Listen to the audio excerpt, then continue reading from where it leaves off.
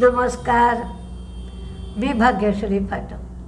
Market आणि मी हा सोप्या मराठीतून शेअर मार्केट समजावून सांगण्याचा माझा एक उपक्रम आहे. तुम्हाला मजा सांगू का? आजी नमस्कार, काकू नमस्कार, मावशी नमस्कार, गुड मॉर्निंग. त्याने ना भेटल्यासारखं वाटतं. शेवटी मी तुम्हाला याच माध्यमातून ओळखते किंवा तुम्ही मला ओळखता. किमान पक्षी मी तुम्हाला दिसते तरी, पण तुम्ही मला काही दिसत नाही. त्यामुळं सकाळी मी व्हिडिओ दिला की तुमचे ते रिमार्क बघितले की चला बाबा लोक वाचत आहेत. तर एक कमेंट मला फार छान वाटली की आजी तुम्ही आता देवाच्या गोष्टी सांगत जा. तीच पाळी आली आहे आता की मध्येचा जो दानव आहे त्याच्यासाठी देवाचा प्रहार गरजेचा आहे असं मला वाटलं. पण एक मजा सांगू का तुम्हाला? याच्यातही मला थोडीशी मजा वाटली की जेव्हा तुम्ही सगळ्या प्रकारची काळजी घेता ना तेव्हा देव तुमचं रक्षण करतो. तसं मार्केटमध्ये सुद्धा तुम्ही अभ्यास केला असलात, नीट वाचून अभ्यास करून रिस्क रिवॉर्ड रेशो पाहून शेअर घेतला असेल तर त्याच्यामध्ये तोटा येत नाही. काही काळ थांबायला लागतं. आता त्याने रिक्वेस्ट केली आहे तर देवाच्या संबंधातली गोष्ट सांगते की मी म्हणजे फार वर्ष झाली त्या गोष्टीला. मी माझ्या आईवडिलांबरोबर एका देवाला गेले होते. मी, माझा भाऊ, आई वडील असे. आणि माझ्या वडिलांचा रेल्वेचा पास, पैसे सगळं चोरीला गेलं. सगळ्या प्रकारची काळजी घेतली होती. पण धक्का लागला रस्त्यात. एका माणसाचा वडील रस्त्यात पडले. ते खिशात जे त्यांच्या पास पैसे होते ते उडाले. आता काय करायचं? तर तिथली माणसं म्हणाली की तुम्ही लक्ष्मीच्या दारी आलात तर तुम्हाला ती दर्शन घेतल्याशिवाय जाऊ नाही द्यायची. काहीच होणार नाही, तुम्ही अगदी घरी सुखरूप पोचाल. तर थोडीशी भोंदूगिरी वाटली या सगळ्यात. पण आम्ही रूमवर आलो आणि विचार केला आपण सगळी काळजी घेतली होती का? आपली कुठे चूक होती का त्याच्यात? कारण तेव्हा मोबाईलवर त्या पासाचा फोटो काढून ठेवायचा, तेव्हा मोबाईल नव्हताच. फोनचाही एवढा कालखंड नव्हता, ट्रंक कॉल होता. तर फक्त पैसे मात्र सुरक्षित होते. ते पडले नसते तर खिशातून काही पैसे जाण्याची शक्यता नव्हती. आणि ते नेहमी पैसे चोरीला जाऊ नयेत म्हणून डाव्या खिशात ठेवत असत. बघितलं आणि खरोखरी कुठेही आम्हाला कुणीही तिकीट विचारलं नाही. आम्ही घरापर्यंत व्यवस्थित पोचलो. म्हणजे एक शक्यता होती अशी की सगळेजण म्हणाले की रेल्वेचा पास आहे तर तुमचा स्टाफ नंबर तुम्ही सांगा, म्हणजे तुम्हाला कोणी काही करणार नाही आणि तुमचं ऑफिस त्या तुमच्या पासची नोंद देईल. पण आमच्या रूमच्या दारात जेवण आणून ठेवलेलं असायचं केळीच्या पानावर. म्हणजे खरोखरी देव किती काळजी घेतो जर त्याच्यामध्ये आपली चूक नसेल तर. तसंच मी सांगू इच्छिते की जर मार्केटमध्ये आज माझा 25 वर्षाचा अनुभव आहे की जेव्हा माझी चूक नसते, मी बेदरकारपणे काहीही विचार न करता जर शेअर घेतले तर मात्र लॉस येऊ शकतो. पण मी नीट अभ्यास केला आहे, नीट विचार करून शेअर घेतलेत आणि अचानक काही घडलं आणि शेअर पडू लागला तर त्यामध्ये लॉस येत नाही. अशीच कधीतरी आणखीन त्यांच्या मागणीनुसार देवाची गोष्टसुद्धा सांगत जाईल.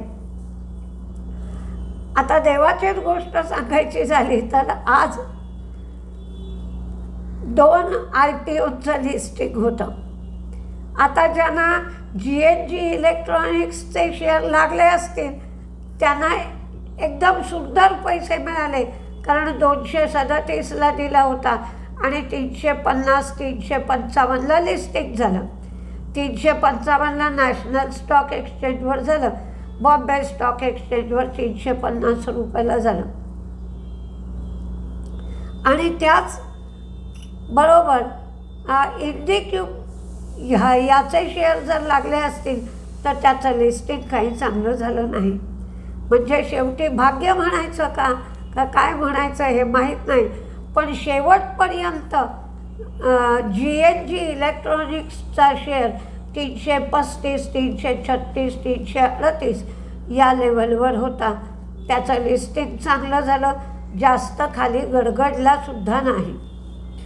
KEC इंटरनॅशनलला T&D प्रोजेक्टसाठी 1509 कोटींच्या ऑर्डर्स मिळाल्या. ॲस्टर DM ही DRCM हॉस्पिटलमध्ये जादाचा 13% स्टेक 63 कोटीला घेणार आहे. आता काही रिझल्ट आहेत, ते रिझल्टही आपण पाहूया. बिर्ला कॉर्प प्रॉफिट वाढला, रेव्हेन्यू वाढला, मार्जिन वाढलं. मॉईलचा रिझल्ट कमजोर लागला. प्रॉफिट, रेव्हेन्यू, मार्जिन सगळ्याच गोष्टी कमी झाल्या. हुंडाईच्या सुद्धा सगळ्या गोष्टी कमी झाल्या. प्रॉफिट, रेव्हेन्यू, मार्जिन तिन्ही गोष्टी कमी झाल्या हुंडाई मोटर्सच्या. पॉवर ग्रीडचं प्रॉफिट आणि मार्जिन कमी झालं, रेव्हेन्यू वाढलं.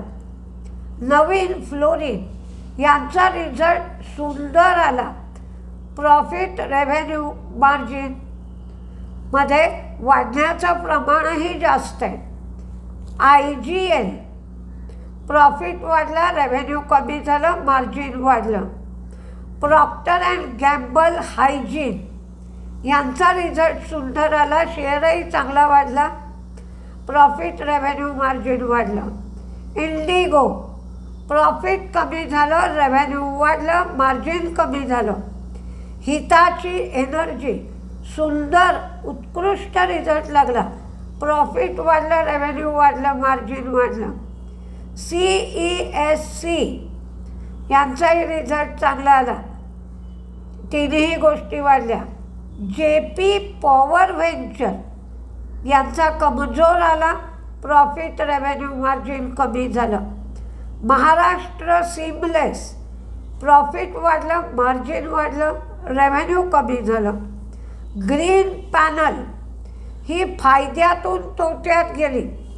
15.71 कोटी फायदा होता, त्याचा तोटा झाला 34.62 कोटी. रेव्हेन्यू कमी झाला, मार्जिन कमी झालं. मयूर युनिक्वोटर्स प्रॉफिट वाढला, रेव्हेन्यू वाढला, मार्जिन कमी झालं. JBM ऑटो प्रॉफिट कमी, मार्जिन कमी, रेव्हेन्यू वाढला. IIFL फायनान्स प्रॉफिट कमी, रेव्हेन्यू वाढलं. Tips music TIPS tips music profit वाढलं, रेव्हेन्यू वाढलं, मार्जिन कमी झालं. असाही ग्लास प्रॉफिट कमी झालं, मार्जिन कमी झालं, रेव्हेन्यू वाढलं. मेघमणी ऑर्गॅनिक्स सुंदर रिझल्ट लागला, तोट्यातून फायद्यात आली. 16.8 कोटी तोटा होता, त्याचा 12.7 कोटी फायदा झाला. रेव्हेन्यू वाढलं, मार्जिन वाढलं. इंडियन मेटल आणि फेरो ॲलॉईज यांचा रिझल्ट कमजोर लागला, प्रॉफिट, रेव्हेन्यू, मार्जिन सगळ्याच गोष्टी कमी झाल्या. ॲक्युटास केमिकल प्रॉफिट रेव्हेन्यू मार्जिन वाढलं. या वेळेला केमिकल्सचे रिझल्ट आणि सिमेंटचे रिझल्ट चांगले येत आहेत. वेदांत फॅशन प्रॉफिट वाढलं, रेव्हेन्यू वाढलं, मार्जिन कमी झालं. BELला 551 कोटींची ऑर्डर मिळाली. महिंद्रा अँड महिंद्रा प्रॉफिट वाढलं, 2613 कोटीवरनं 3450 कोटी झालं. रेव्हेन्यू 34,143 कोटी झालं. तर मार्जिन मात्र 13.9% झालं. आधी मार्जिन होतं 14.9%, म्हणजे मार्जिन 1% कमी झालं. पण रेव्हेन्यू वाढला आहे जवळजवळ 100 ते 125 कोटींनी आणि प्रॉफिटसुद्धा वाढला आहे. पूर्वीचा रेव्हेन्यू होता 27,133 आणि आता रेव्हेन्यू झाला आहे 34,143.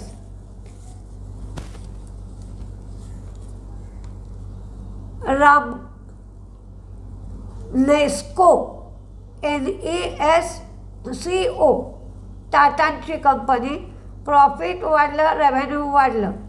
BASF कमजोर रिझल्ट आहे, प्रॉफिट रेव्हेन्यू मार्जिन कमी झालं. रामको सिस्टीम यांनी इंडामेर टेक्नॉलॉजी बरोबर करार केला एव्हिएशन सॉफ्टवेअर इम्प्लिमेंटेशनसाठी. ABBनी थिंक गॅस बरोबर स्ट्रॅटेजिक करार केला सिटी गॅस डिजिटल इनोव्हेशनसाठी हा करार केला आहे. ग्रीव्ज कॉटनचा रिझल्ट छान आला. प्रॉफिट रेव्हेन्यू मार्जिन वाढलं आणि वाढण्याचं प्रमाणही चांगलं आहे. झायडस वेलनेस प्रॉफिट कमी झालं, रेव्हेन्यू वाढलं, मार्जिन कमी झालं. फर्स्ट सोर्स रिझल्ट चांगला आहे, प्रॉफिट रेव्हेन्यू मार्जिन वाढलं. रेडिंग्टन प्रॉफिट वाढलं, रेव्हेन्यू वाढलं, मार्जिन कमी झालं. प्रॉक्टर अँड गॅम्बल हेल्थ हाही रिझल्ट चांगला आहे. यांचे आज दोन्ही रिझल्ट लागले. प्रॉक्टर अँड गॅम्बल हेल्थ पण लागला, हायजीन पण लागला. प्रॉफिट वाढलं, रेव्हेन्यू वाढलं, मार्जिन वाढलं. शांती गियर प्रॉफिट वाढलं, रेव्हेन्यू आणि मार्जिन दोन्ही कमी झालं. पंजाब नॅशनल बँक यांचं प्रॉफिट 1,675 कोटी. तर नेट इंटरेस्ट इन्कम 10,578 कोटी. नेट NPA कमी झाले, ग्रॉस NPA ही कमी झाले. त्यांनी प्रोव्हिजन्सही कमी केल्या. त्यांना 3,324 कोटीचा वन टाईम लॉस झाला आहे. त्यांची लोन ग्रोथ 11% झाले.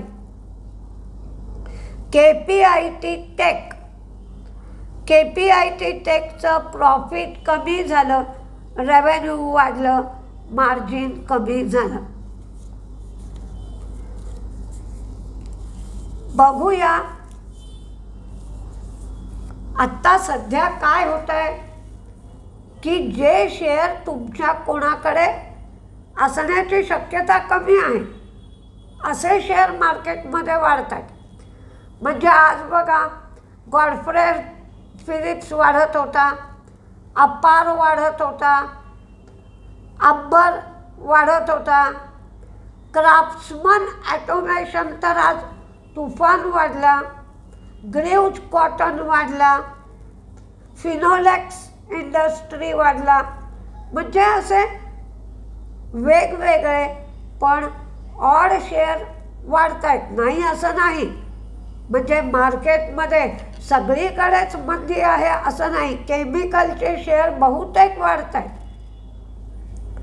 पण ते शेअर नेहमी चर्चेला येत नाहीत किंवा त्या शेअरमध्ये तेवढं व्हॉल्यूम नसतं, त्यामुळे तुमचे व्होल्टॅम्प ट्रान्सफॉर्मर वाढत आहे. ते हे जे सगळे आज याचे काय म्हणतो आपण लॅबचे शेअर वाढत होते, तर हे जे शेअर वाढत आहेत, इप्का लॅब वाढत होता, तर हे जे शेअर वाढत आहेत त्याच्याकडे आपलं एवढ्या प्रमाणावर लक्ष जात नाही, म्हणून असं होत आहे. क्रिस्ना हा शेअर पण वाढत होता. छोटे छोटे बरेच शेअर आज वाढताना जाणवत होते, पण ते काय वाढत आहे काय नाही वाढत हे आपण बघत नाही. आपल्याकडे जेवढे पोर्टफोलिओला शेअर असतात तेवढेच आपण बघतो, म्हणून असं होत आहे. जर तुम्ही बाकीचे शेअर बघितले तर तुम्हालाही जाणवेल की बरेच शेअर वाढत आहेत सुद्धा. तर आपला तेवढा पसरलेला पोर्टफोलिओ नसतो, म्हणून असं होत आहे. उद्या काय काय होत आहे ते आपण बघूया काय होत आहे. मी मजा केली, रागावू नका. आणि मजेनेच तुम्ही मला कमेंटमध्ये लिहिलं होतं, म्हणून मी छोटीशी तुम्हाला गोष्टही सांगितली. मीही तुमच्यावर रागवले नाही आणि तुम्हीही माझ्यावर रागवू नका. असंच तुमचं प्रेम मला मिळालं तर मला व्हिडिओ द्यायलासुद्धा खूप उत्साह येतो. बघूया उद्या काय होत आहे. नमस्ते.